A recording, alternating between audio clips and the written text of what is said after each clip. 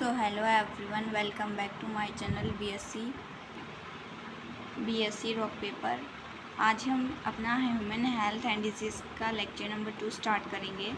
तो अपन ने क्या किया था, जो हमारे थर्ड लाइन ऑफ डिफेंस है, फर्स्ट लाइन ऑफ डिफेंस है और सेकंड लाइन ऑफ डिफेंस है, उसके बारे में अपन ने पढ़ लिया था। तो हमारा कंटिन्यू चल रहा था सेकंड लाइन ऑफ डिफेंस में। हमने सर्कुलर बैरियर पढ़ लिया, इन्फ्लेमेटरी बैरियर पढ़ लिया और अब हम पढ़ेंगे हमारा थर्ड जो है फीवर। फीवर का मतलब है बुखार।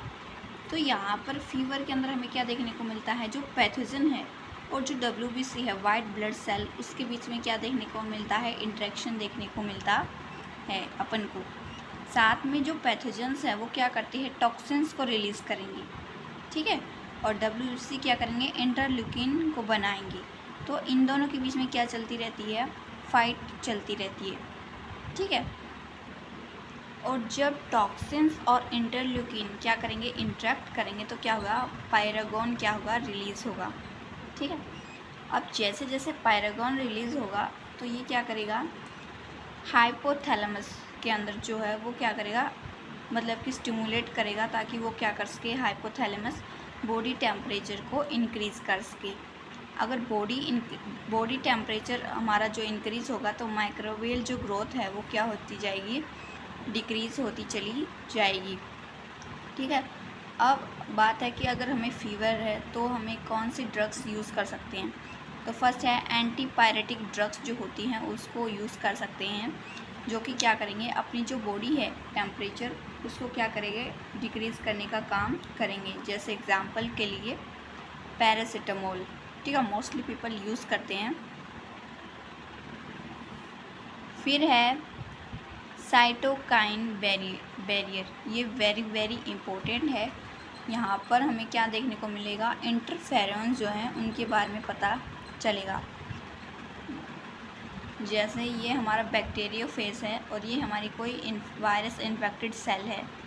बैक्टीरियोफेज ने क्या किया, अपना जो जेनेटिक मटेरियल है वो इस सेल का जो जेनेटिक मटेरियल है उसके साथ क्या कर दिया, उसके अंदर छोड़ दिया, ठीक है, यहाँ पे छोड़ दिया अपना जेनेटिक मटेरियल।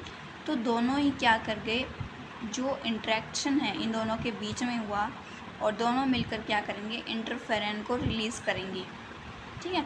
मतलब कि बैक्टीरियोफेज ने अपना जेनेटिक मटेरियल क्या हुआ, इस सेल का जो DNA है उसके साथ क्या कर दिया, मतलब कि इंटरेक्शन करवा दिया। अब इंटरेक्शन होगा तो क्या होगा, इंटरफेरॉन रिलीज़ होगा, जो कि क्या करता है, जो नॉन इन्फेक्टेड सेल्स हैं उसको प्रोटेक्ट करने का काम करेगा। एक तरफ से कह सकते हैं ये वो पार्ट है जो कि इन्फेक्ट हो चुका है, ठीक है।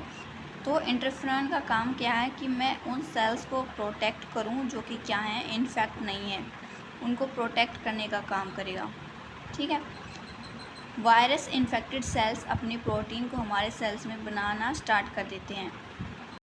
मतलब कि जो वायरस इन्फेक्टेड सेल्स हैं वो क्या करेंगे, अपना जो प्रोटीन वगैरह है वो हमारे प्रोटीन के अंदर क्या करेंगे, हमारे जो सेल्स हैं उनके अंदर क्या करेंगे, बनाना स्टार्ट कर देंगे, ठीक है। जैसे ये हमारी नॉन इन्फेक्टेड सेल्स हैं और यहाँ पर इंटरफेरॉन जो है वो क्या करेंगे, इंटरेक्ट करेंगे इनके साथ।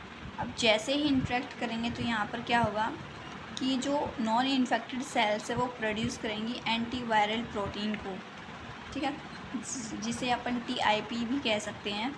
वो क्या करेगा, इनहिबिट करेगा ट्रांसलेशन ऑफ वायरल प्रोटीन, यानी कि इन्फेक्टेड सेल्स से जो प्रोटीन इनके पास जो आएगा उसको इनहिबिट करने का काम करेगा, ताकि ये मतलब कि इन्फेक्ट ना हो, ठीक है, ट्रांसलेशन ना हो वायरल प्रोटीन का। यहाँ पर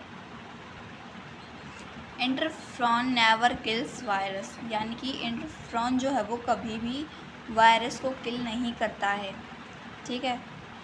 फिर है इंटरफेरॉन को अपन क्या कह सकते हैं, स्मॉल प्रोटीन्स भी कह सकते हैं, जो कि क्या करते हैं, इनहिबिट करते हैं ट्रांसलेशन ऑफ वायरल प्रोटीन, यानी कि क्या करेंगे, ट्रांसलेशन जो है उसको इनहिबिट कर देंगे वायरल प्रोटीन का, ठीक है। नेक्स्ट है इसके टाइप्स, इसके 3 टाइप्स होते हैं, अल्फ़ा इंटरफेरॉन, गामा इंटरफेरॉन और बीटा इंटरफेरॉन, ठीक है। ये स्पीसीज स्पेसिफिक होते हैं लेकिन वायरस स्पेसिफिक नहीं होते। ओके, अब है एक्वायर्ड इम्यूनिटी, जो कि क्या होती है, हमें बर्थ के बाद मिलती है। डाइवर्सिटी देखने को मिलेगी, स्पेसिफिक होती है। मतलब अगर मैंने पोलियो की अगर एंटीबॉडी दी है तो पोलियो पे ही काम करेगी, ठीक है, पोलियो जो डिजीज़ है उस पे ही काम करेगी। खुद की सेल्स को पहचान लेगी और दूसरों की जो दूसरी सेल्स है उनको खिलाफ क्या करेगी, अपना रिस्पॉन्स शो करेगी। ठीक है, मतलब अपना और पराये जो होता है उसके बीच का डिफरेंस करना जानती है एक्वायर्ड इम्यूनिटी। फिर है मेमोरी बनेगी यहाँ पे, और रिस्पॉन्स करती है दो तरीक़ों से, प्राइमरी रिस्पॉन्स और सेकेंडरी रिस्पॉन्स। जैसे ये हमारी ह्यूमन बॉडी है तो हमारे माउथ के थ्रू क्या होगा, फर्स्ट इम्यून रिस्पॉन्स जाएगा। ठीक है, किसके पास जाएगा, ये जाएगा बी लिम्फोसाइट। जैसे ही बी लिम्फोसाइट के पास जाएगा तो ये क्या करेगा, रिलीज़ करवाएगा मेमोरी सेल्स और प्लाज्मा सेल्स को। ठीक है, मेमोरी सेल्स अभी काम नहीं करेंगी थोड़ी देर के लिए, पहले कौन करेगा, प्लाज्मा सेल्स, वो प्रोड्यूस करती हैं एंटीबॉडी को। ठीक है, एंटीबॉडी भी दो, IgM और IgG। IgM ज़्यादा अमाउंट में क्या होगा, रिलीज़ होगा। ठीक है, IgG ज़्यादा अमाउंट में रिलीज़ होगी। वही जब यही जो बीमारी है दूसरी टाइम क्या करेगी, अटैक करेगी, तब तो हमारी क्या करेंगी, मेमोरी सेल्स काम करेंगी।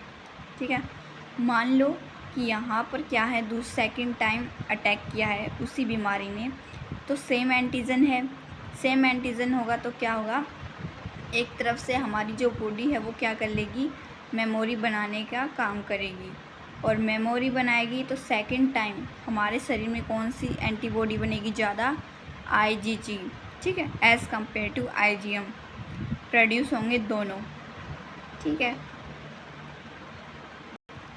इसको अपन सिंपली भाषा में कह सकते हैं, प्राइमरी इम्यून रिस्पॉन्स में बी जो लिम्फोसाइट है वो क्या करेगी, काम करेगी, जबकि सेकेंडरी में क्या होगी, लिम्फोसाइट की क्या बन जाती है, मेमोरी सेल्स बन जाती हैं, जो कि क्या करेंगी, पार्टिसिपेशन का काम करेंगी। ठीक है, प्राइमरी इम्यूनो रिस्पॉन्स में क्या होगा, IgM ज़्यादा बनेंगी एज़ कम्पेयर टू IgG, कम अमाउंट में बनते हैं दोनों। ठीक है, मतलब कि उन दोनों का मिला के कम अमाउंट होगा, लेकिन जब दोनों का अलग अलग कंपैरिजन करेंगे तो IgM ज़्यादा मिलेगा। ठीक है, इसी चीज़ को अपन ग्राफ से भी समझ सकते हैं। जैसे ये हमारा ग्राफ है, यहाँ पर है परसेंटेज ऑफ एंटीबॉडी। ठीक है, अब देखो फर्स्ट टाइम जब इंट्रैक्शन हुआ, ठीक है, किसी एंटीजन का, किसी मतलब कि अपनी बॉडी के अंदर, तो IgM क्या होगा, ज़्यादा बनेगा। फिर धीरे धीरे धीरे इसके अमाउंट कांस्टेंट रहेगा, फिर ये ऐसा ही क्या होगा, बनता हुआ चला जाएगा। ठीक है, फिर से इंक्रीज़ होगा सेकंड टाइम जब इंट्रैक्शन होगा। ठीक है, फिर ये देखिए, ये जो ब्लू है इसका मतलब है कि सेकंड टाइम क्या किया, किसी एंटीजन ने हमारी बॉडी के ऊपर अटैक किया, तब क्या होगा, हमारे शरीर के अंदर IG क्या होगा, थोड़ा लेवल ठीक ठाक है। लेकिन जैसे ही फर्स्ट प्राइमरी के अंदर लेवल ठीक ठाक था, लेकिन जैसे ही वो सेकंड टाइम क्या करेगा, अटैक करेगा, तो IgG का अमाउंट क्या हो जाएगा, डबल हो जाएगा, ज़्यादा हो जाएगा। ठीक है, सीधी सी बात है। फर्स्ट इम्यून रिस्पॉन्स मतलब यहाँ पर क्या होगा, लो इंटेंसिटी देखने को मिलेगी। इन्वॉल्वमेंट किसका होता है, लिम्फोसाइट्स का। फर्स्ट क्या होगा, इनकाउंटर देखने को मिलेगा। ओके, फिर है second immuno response, high intensity देखने को मिलेगी, मेमोरी सेल्स का इन्वॉल्वमेंट होगा, और सेम एंटीजन्स का क्या होगा, सेकंड टाइम इनकाउंटर देखने को मिलेगा।